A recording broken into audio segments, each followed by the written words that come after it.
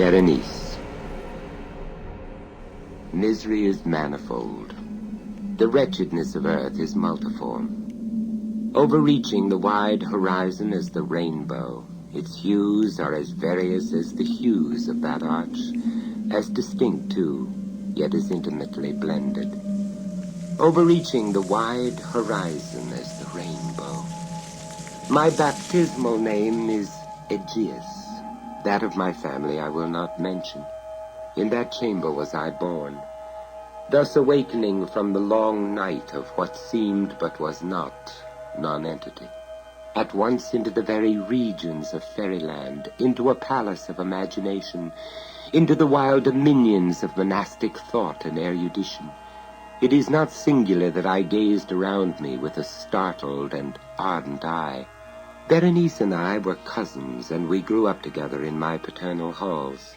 Yet differently we grew, I ill of health and buried in gloom, she agile, graceful, and overflowing with energy, hers the ramble on the hillside, mine the studies of the cloister.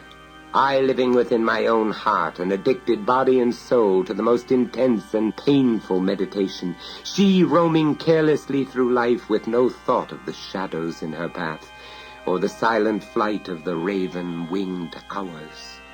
Berenice, I call upon her name, Berenice, and from the gray ruins of memory 1,000 tumultuous recollections are startled at the sound. Ah, vividly is her image before me now, as in the early days of her light-heartedness and joy.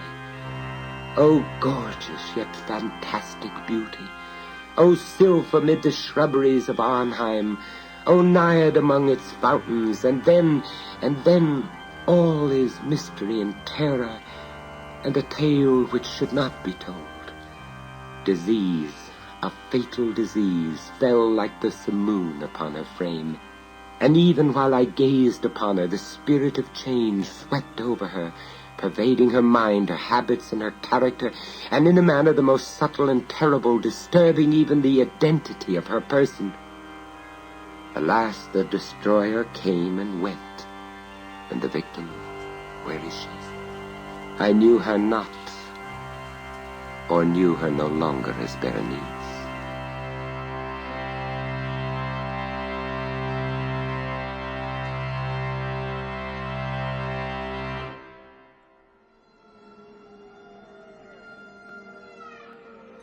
And now I shuddered in her presence and grew pale at her approach, yet bitterly lamenting her fallen and desolate condition. I called to mind that she had loved me long, and in an evil moment I spoke to her of marriage.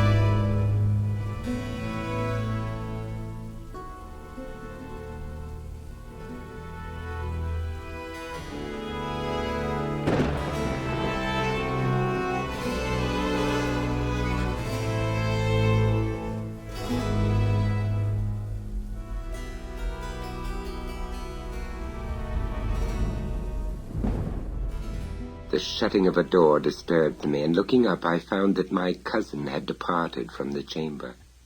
But from the disordered chamber of my brain had not, alas, departed, and would not be driven away, the white and ghastly spectrum of the teeth. I saw them now even more unequivocally than I beheld them then. The teeth. The teeth. They were here and there and everywhere, and visibly and palpably before me. Long, narrow, and excessively white, with the pale lips writhing about them as in the very moment of their first terrible development. Then came the full fury of my monomania, and I struggled in vain against its strange and irresistible influence, and the evening closed in upon me thus. And then the darkness came and tarried and went, and the day again dawned, and the mists of a second night were now gathering around, and still I sat motionless in that solitary room, and still I sat buried in meditation, and still the phantasma of the teeth maintained its terrible ascendancy, as with the most vivid and hideous distinctness it floated about amid the changing lights and shadows of the chamber. At length there broke in upon my dreams a cry as of horror and dismay. I rose from my seat, and throwing open one of the doors of the library, saw standing out in the antechamber a servant maiden all in tears, who told me that Berenice was no more. She had been seized with epilepsy in the early morning, and now, at the closing in of the night, the grave was ready for its tenant, and all the preparations for the burial were completed.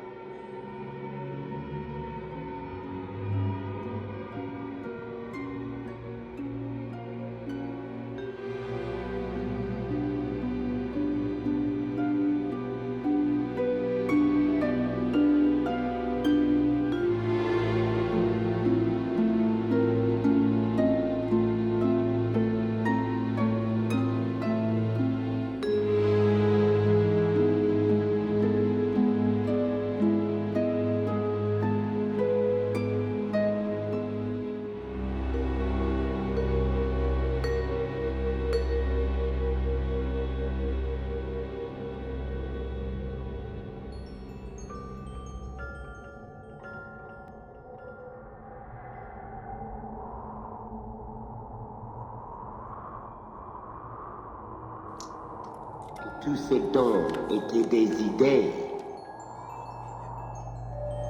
Des idées.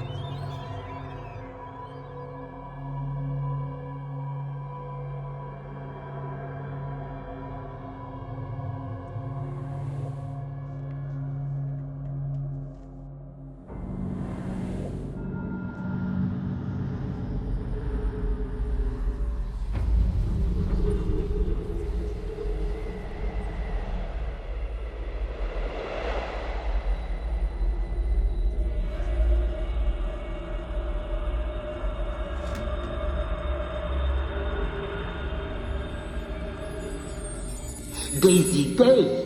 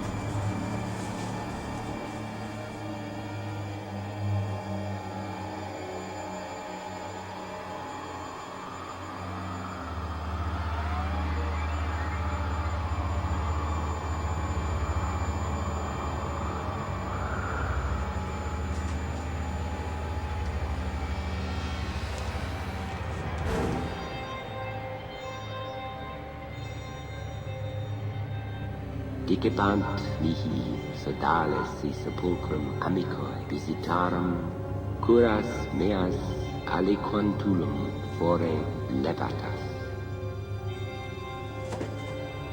He spoke to me in a voice tremulous, husky, and very low. What said he?